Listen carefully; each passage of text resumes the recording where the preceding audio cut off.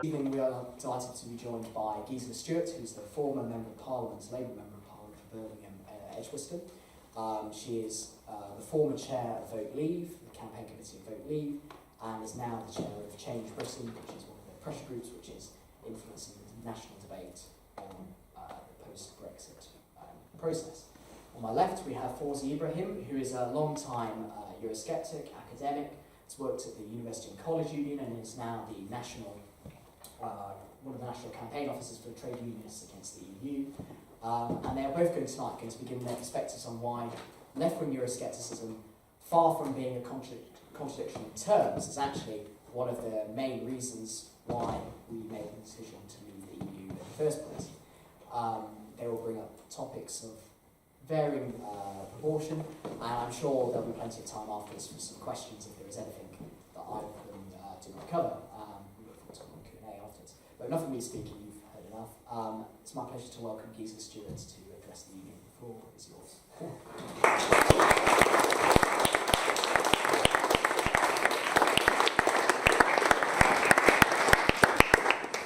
Thank you very much indeed, and I'm going to be brief for two reasons. One is I have an unbelievably low threshold, boredom threshold of the sound of my own voice. And the second one is I think these kind of gatherings are by far more interesting, as far as I'm concerned, in terms of the questions you raise, because it's the questioning process which kind of challenges assumptions. And probably part of the thing which has been missing most in the whole European Union debate is a challenging of assumptions on both sides of the argument. And there's been a bit of a laziness on all sides. And I would start with the word Europe. Now, I'm probably older than most of your mothers. So I'm old enough, and I was born in what was then West Germany, and I had a geography book. And that geography book said, when he came to the British Isles, copyright 1956, the British Isles are undeniably part of Europe because they're part of the European continental shelf. I grew up that the word Europe started somewhere in Dublin, ended somewhere in the Urals. There was a question as to whether it stopped in the Bosporus or not. And it was a cultural geographic concept. And then a political structure hijacked the word Europe. And you now have this bizarre argument of saying, but I am a good European. And I said, well, I can be a perfectly good European and remain a perfectly good European, but I simply did not want to join a political structure which by its own definition will tell me that the Swiss aren't European. So I prefer to call it the Union. I think it should have been called the Union. And then it would have been a much clearer thing as to what it's all about. So what happens, and I won't go too far back unless you want to in the question and answer session, as to what the roots of the idea, and it was an exceptionally noble idea. But we all know that ideas have a time and a place, and they also need to know when to stop. And what I think was perfectly conceivable to have been done with the original 6, and you probably could have done about 10, you had the original 6 founding members, Denmark, Switzerland, Austria, you could have had a single currency, you could have had all kinds of coherent things, which I thought with 27 and expanding, actually you couldn't anymore. So that's my gripe with Europe. Second one is, so if you don't like the structure, why don't you change it from within? To which I say, I've tried. I spent 15 months negotiating in a small room with 11 other people, and one of them was called Michel Barnier. So the charge of, you haven't tried from within, I certainly refute. Again, we can return to that. Which then takes me to the views of the political parties. And this is where I am actually exceptionally angry with both sides of the argument, probably angry with my own side, in terms of intellectual laziness that has happened. So, Ted Heath takes us into European Union. Harold Wilson, who, whether you love him or loathe him, was an exceptionally shrewd politician. I actually think much underrated in many ways. But he offers a referendum following renegotiations, and he says it is either going to be a decision on the referendum or a new election. But he promises to implement. And this is when, again, if you go back, you've got a big divide between the Labour left, the Bennites, Peter Shaw, Barbara Castle. They become big critics of that, and they make a coherent intellectual case rooted in the time. And yet Harold Wilson wrote to this day, nobody really knows how Harold voted. Actually, a bit like no one really knows how Jeremy Corbyn voted. I'd actually be very interested to wager on this one, given that in all the years when I broke the Labour whip, and I used to only break the Labour whip when it came to the matter of Europe. Jeremy just broke it on 150 other reasons. And was the most rebellious of all their pieces. But whenever I broke the whip on something called Europe, there was always this guy called Jeremy Corbyn in the same division of it, which was very curious.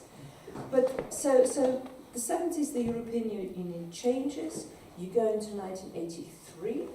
Michael Foot, the most of Eurosceptics, and a group of Labour MPs leave the Labour Party to form a new political party called Social Democrats, and it included a guy called David Owen. And remember, David Owen in the referendum was on the Leave side.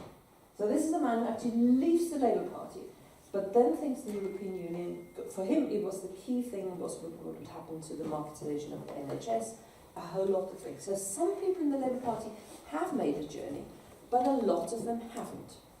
The one charge you can make against both campaigning parties, Leave and Remain, in 2016 is that we offered you a version of the past. The one thing, not just during the referendum campaign, but I think generally in life at the moment, there's an extraordinary fear of the future, so we all just pretend it's not happening and we don't talk about it. You could say that Leave offered you a version of taking back control with no European Court of Justice having the final word.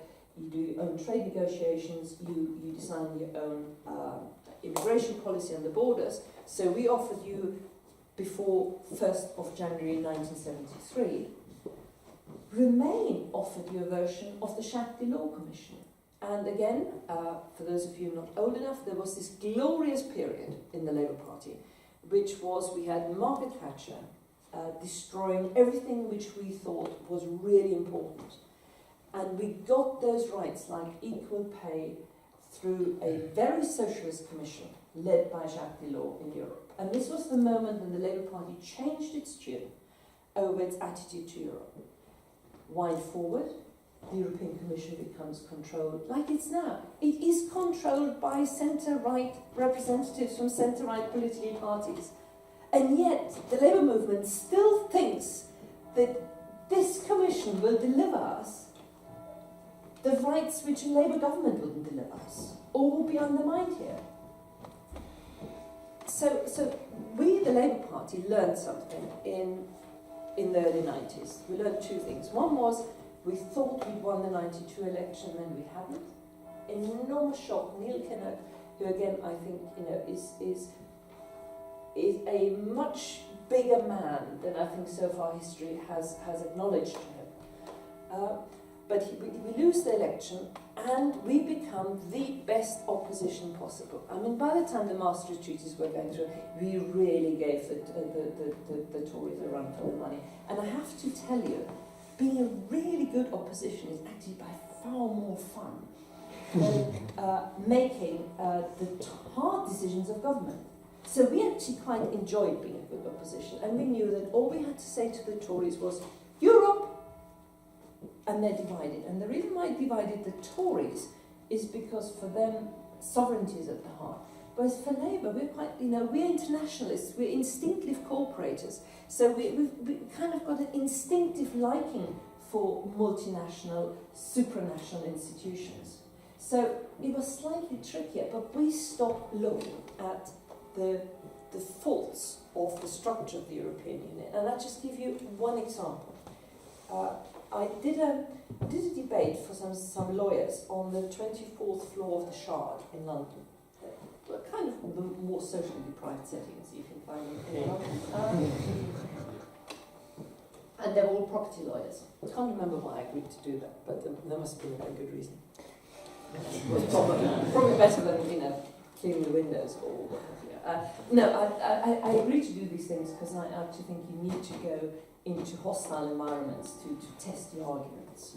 And I can tell you, by the way, I've done the Wembley debate with, how many were there, 5,000? Actually, Wembley is damn sight easier than doing this, because if you're sitting on the stage and all you see is a black screen, you don't know whether there's anybody out there, or whether there are 10,000 out there. Doing it in an environment like this, where you can really have a go at me if you want to, is much tougher. So I tend to do these kind of hostile small meetings to test theories. So this guy sits there and he says, you Brexiteers, you are completely destroying our NHS, our school system, our old people's homes, because we cannot staff it anymore. And I said, just pause for a moment. And really, it's just pause for a moment. Are you really saying to me that your permanent model of society, the kind of society you want to live in, is one where the care of your old, of your young, and of your sick is either so badly paid or so undervalued that you can only sustain to make it work by attracting young people from countries whose economies are doing worse. And rather than helping their economies to do better, no, they can do, and they do the jobs which we regard to be too low qualified or not good enough for us. And that is for the young, the old, and the sick. Well, I'm sorry, that is not my idea of a fair society. Now, I don't have a problem with when you occasionally, when on occasions you deal with temporary blips. So, 1999, Tony Blair announces we put in infinitely more money for the health service in one go than we've ever done before. You do a workforce analysis, it tells you it takes 7 years to train a nurse, 9 years a doctor, 15 years for a consultant. So you know that if you want to really increase the capacity of the NHS, it requires money and workforce. So you increase the training places at British universities, but at the same time you say, as a temporary measure, we actually had 4 hospitals in the Philippines where we were training nurses to Royal College of Nursing standards because you were dealing with... But these are kind of temporary measures, and you've got flows of populations. But I simply resent to be told that as a Labour MP, my vision of a just society is that the young, the old and the sick can only be looked after by the low paid and underqualified. No, that is wrong. And that was my argument, and that is my grief with the Labour Party at the moment, that there's some areas where I think we have forgotten of what we think a just society is like. And it does require certain commitments to the community and the society and live in. Now, then takes you to what happened during this referendum. Why did we make this decision? Well, the key thing for me, which made it a decision, because nothing is ever totally black and white, but what's the thing which made me realise I had to campaign for leave, is that by voting to remain, I would have endorsed, to me, an unreformed and unsustainable social structure which was entrenched by the introduction of the single currency. Look at the youth unemployment figures in Southern Europe. Look at what happened to an entire generation of young people in Greece and Spain, and particularly still in Greece, which were essentially, when Thatcher said, unemployment was a price worth paying, and I may be misquoting her, maybe someone will tell me it was someone else, but it was during the Thatcher period, that they said this was part of the restructuring, you have a generation of the unemployed. And there the European Union, in terms of the euro, was prepared to completely sacrifice several generations of young people in Southern Europe because that was the price for keeping the euro at the level it was. And again, the left is silent about this. The left accepts it. So the roots of the Euroscepticism, and my part, is that I think a single currency has got certain requirements for checks and balances of democratic accountability. The European Union has not gone anywhere near to doing that. The notion of that the European Union is socially more responsible than a British Labour government would be is something that's trapped in the late 80s of an experience in the last century and is not validated by any current day experience. And if you want social justice, if you want a good society, then I think it is perfectly compatible to have voted to leave and make sure you vote Labour at the next elections.